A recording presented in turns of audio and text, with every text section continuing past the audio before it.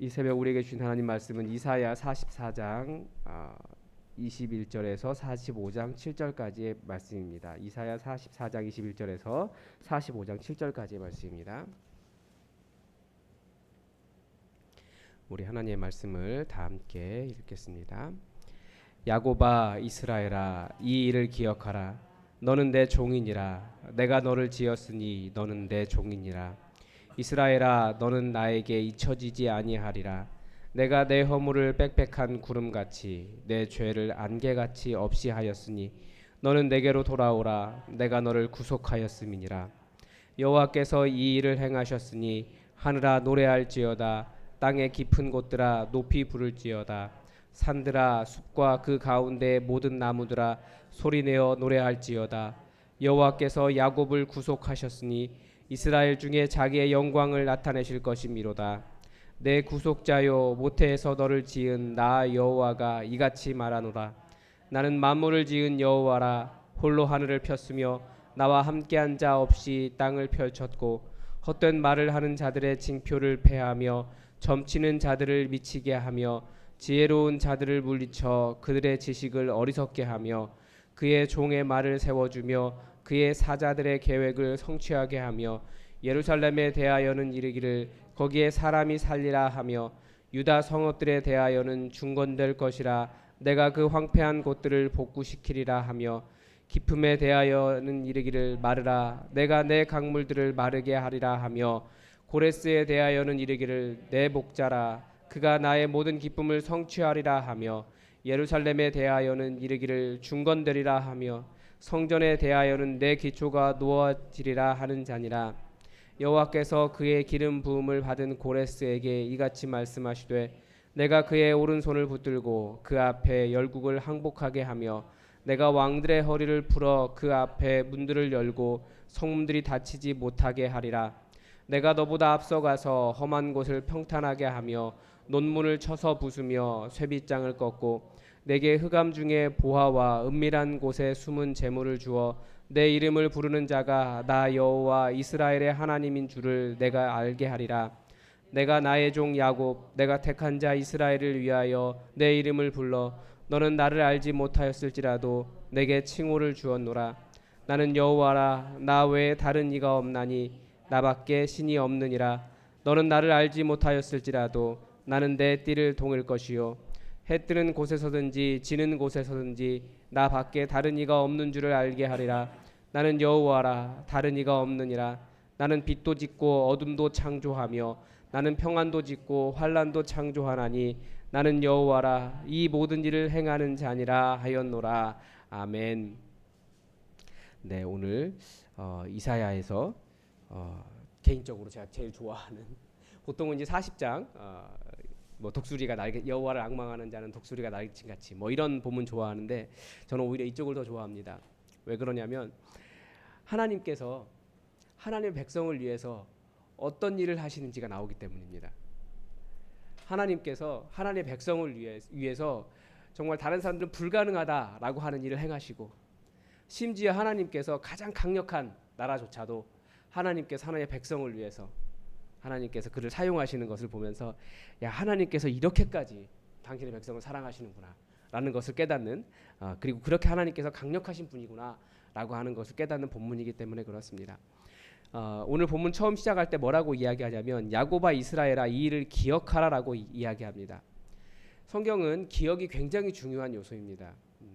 기억을 하라는 거예요. 하나님께서 행하신 일을 기억하지 못하면 아무리 많은 일을 행하셔도 아무 의미가 없습니다. 그래서 우리가 기억하는 방법이 여러 가지가 있죠. 근데 우리가 하나님께서 행하신 일을 기억하는 가장 좋은 방법은 여전히 하나님의 말씀을 열심히 읽는 겁니다. 이 안에 하나님께서 행하신 일들이 들어있기 때문입니다. 그래서 우리가 하나님의 일을 기억하기 위해 성경을 열심히 읽어야 됩니다. 그런데 기억해야 되는 이유가 나오는데 특별히 왜 그러냐면 너는 내 종이기 때문에 그렇다. 너는 내가 지었으니까 너는 내 종이다. 내가 만들었다. 그러니까 내 종을 삼으려고 만들었다.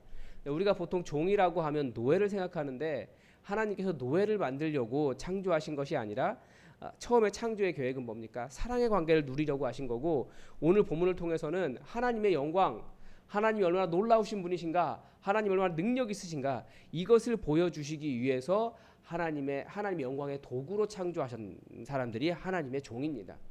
그러니까 우리가 하나님이 우리를 얼마나 사랑하시는지를 깨닫는다면 이 종이라는 말 때문에 내가 비루해진다, 비참해진다 이런 생각하지 않을 거예요. 그렇지 않습니다. 하나님 우리를 너무나 사랑하시기 때문에 하나님의 종이 되는 것조차도 영광스러운 거예요. 하나님 영광을 드러낼 수 있는 사람들이 되는 겁니다. 그리고 하나님께서 너는 나에게 잊혀지지 않는다라는 거죠. 근데 기억해야 될 이유가 뭐냐면 그 기억해서 이것이 하나님께서 하신 일이구나라고 하나님의 영광을 드러내야 될 사람들이기 때문에 그렇습니다.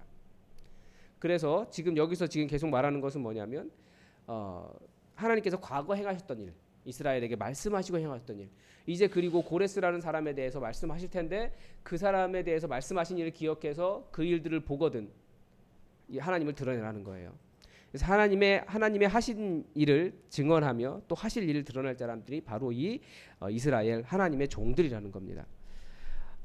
그래서 22절에 내가 내 허물을 빽빽한 구름같이 내 죄를 안개같이 없이 하였으니 너는 내게로 돌아오라. 내가 너를 구속하였음이니라. 내가 너를 샀다라는 거죠. 23절에서는 이제는 노래하라 그래요. 하나님께 행하셨으니 하늘아 노래할지어다. 땅의 깊은 곳들아 높이 부를지어다.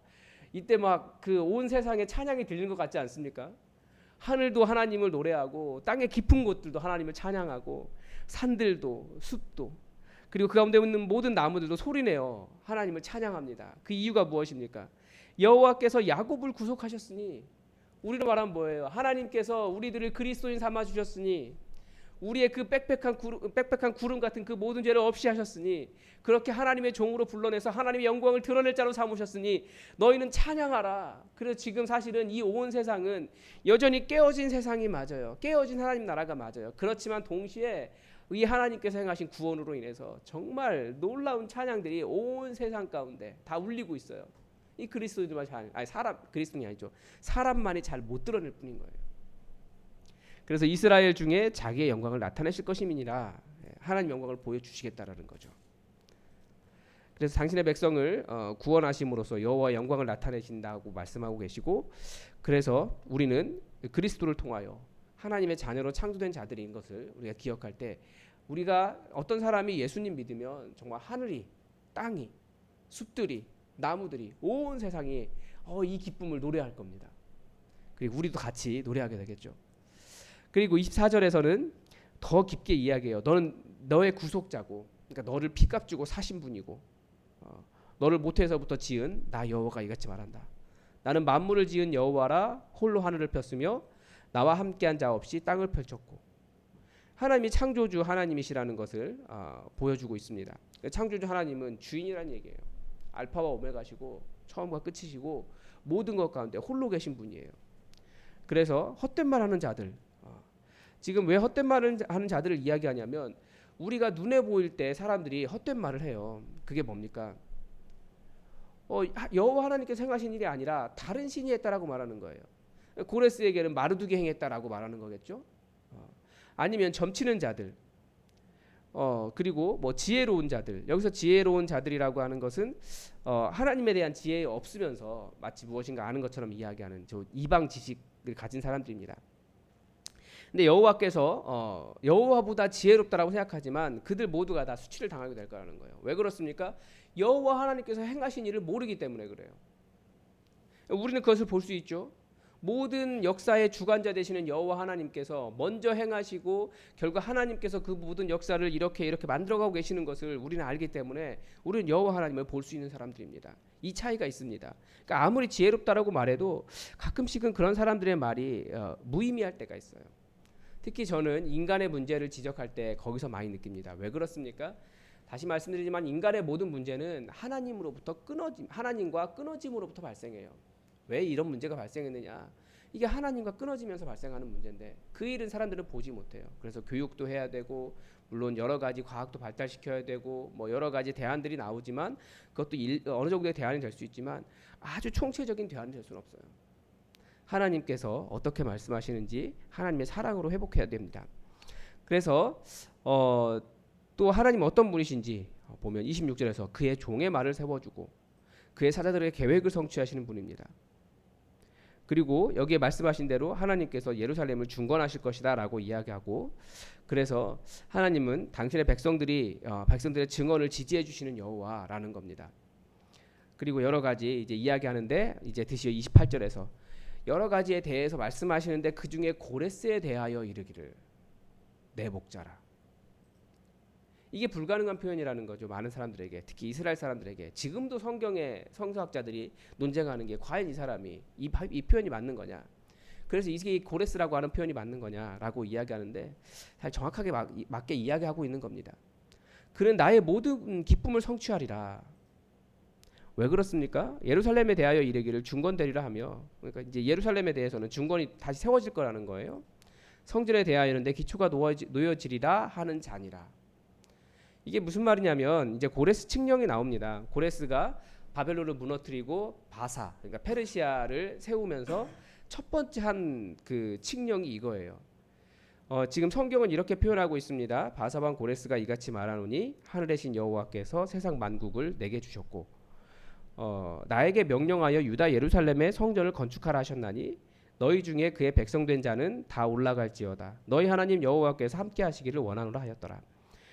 이게 역대하 36장 23절에 나오는 말씀이고, 또 에스라를 시작할 때도 이렇게 시작하고 있죠.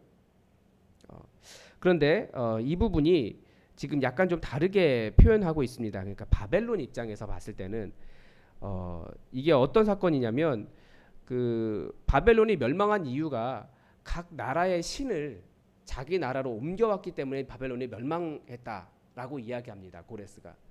그래서 자기의 그 각 나라의 신들을 원래 자리로 되돌려라라고 하거든요.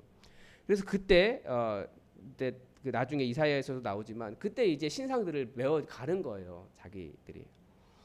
그런데 이런 표현을 쓰고 있습니다. 하늘의 신 여호와께서 그 세상 만국을 내게 주셨다. 근데 이 부분을 좀 다르게 표현하고 있어요, 바벨론의 입장에서는. 그러니까 마르둑이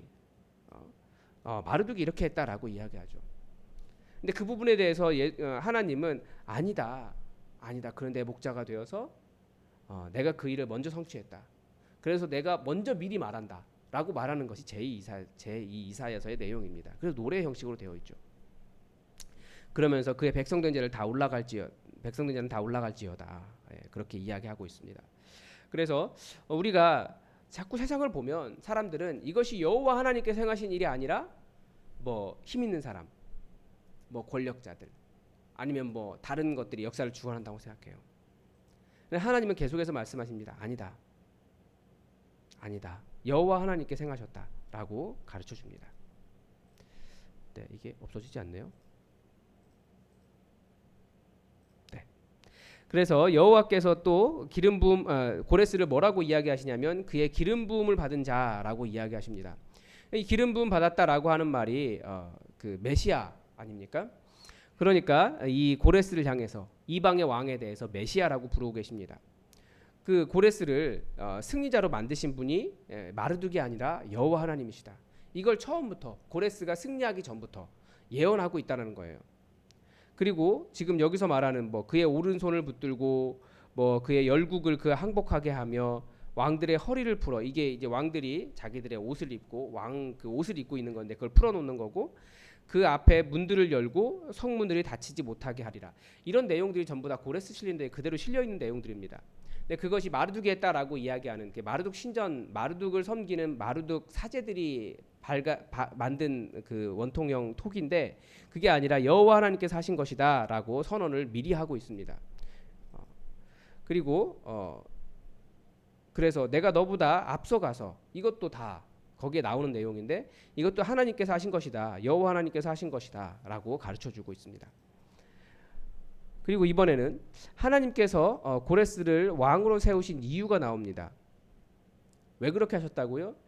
내 이름을 불렀다라고 되어 있는데 왜 그러냐면 나의 종 내가 택한 이스라엘을 위해서 이렇게 하셨다는 겁니다.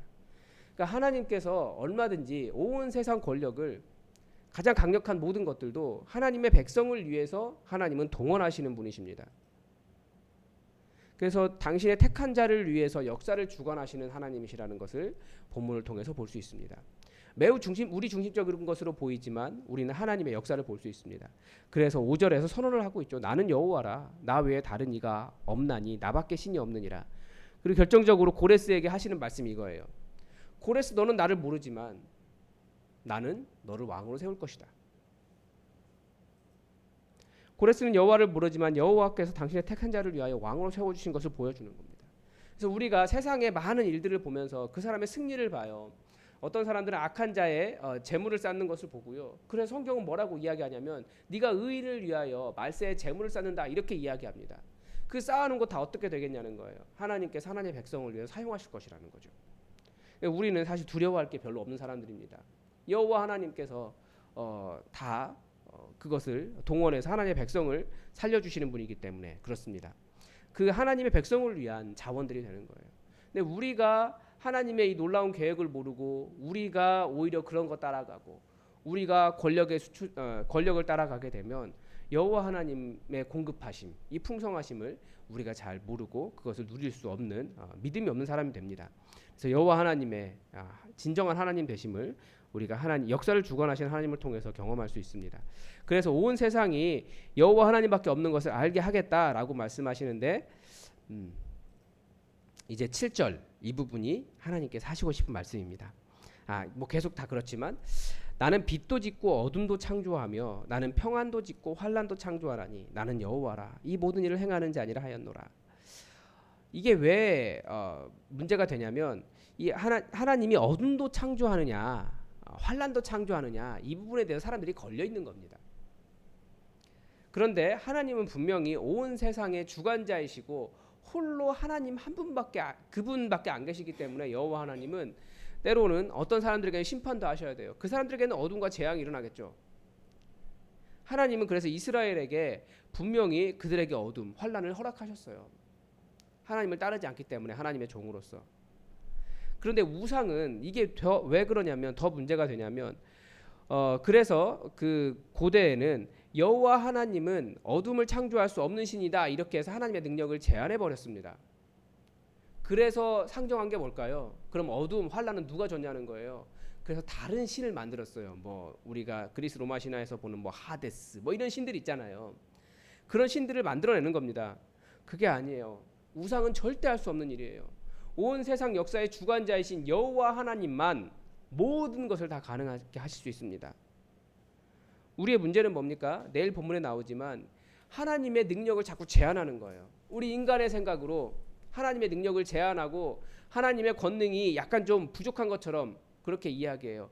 아니요, 그건 우상들에게나 그렇게 하라고 하세요. 우상은 더 그렇게 섬기면서 여호와 하나님에 대해서 어떻게 그 능력을, 진짜 하나님은 이분밖에 안 계신데 그 하나님의 능력, 이 온 땅 돌아가는 것을 보면서 하나님의 능력을 제한할 수 있냐는 거예요. 아닙니다. 우상은 절대 할 수 없는 일이고요. 여호와 하나님만이 할 수 있는 일이에요. 불가능이 없으신 분, 진짜 권능을 가지신 분, 그리고 무엇보다도 그 권능으로 하나님의 택한 자를 살리시는 분, 그분이 바로 우리 여호와 하나님이십니다. 여러분, 하나님께서 하나님의 백성을 살리시기 위해서 그 예루살렘을 다시 세우시기 위해서 하나님은 이 땅의 모든 것들을 다 동원해서 하나님 역사를 주관하십니다. 우리의 입장에서 바라보기 때문에 굉장히 이기적인 것처럼 보이지만 하나님은 그렇게 하나님의 백성, 하나님을 사랑하는 하나님의 백성을 그렇게 사랑하시는 분이십니다. 왜냐하면 내가 택했다, 내가 지었다, 너는 내 영광을 드러낼 내 종이다. 이게 우리의 정체성이기 때문입니다. 그래서 우리를 통해서 하나님이 드러나십니다. 여호와 하나님이. 그래서 우리를 통해서 하나님 드러나실 수 있다면 하나님은 모든 것을 다 하시는 분이십니다. 우리가 그 영광의 하나님을 섬기고 있다는 기쁨을 누리며 오늘도 기도하실 때 여러분 담대하게 기도했으면 좋겠어요. 하나님, 하나님의 백성을 위해서, 택한 자를 위해서, 당신의 지으신 자를 위해서 하나님 놀라운 일을 행하시는데 그 일을 우리에게 오늘 행하여 주십시오. 우리 다 함께 또 여러분의 기도 제목 가지고 또 말씀에서 분명히 하나님께서 머물게 하시는 부분이 있습니다. 성령님께서 머물게 하시는데 얼마나 우리를 사랑하시는지 그 깨닫는 말씀이 될 수 있도록 그 하나님의 음성을 들으시고 그 하나님, 그렇게 발견한 여호와 하나님을 가지고 또 여러분의 삶에 구체적으로 그렇게 나타날 수 있도록 여러분 기도하시기 바랍니다. 다 함께 기도하겠습니다.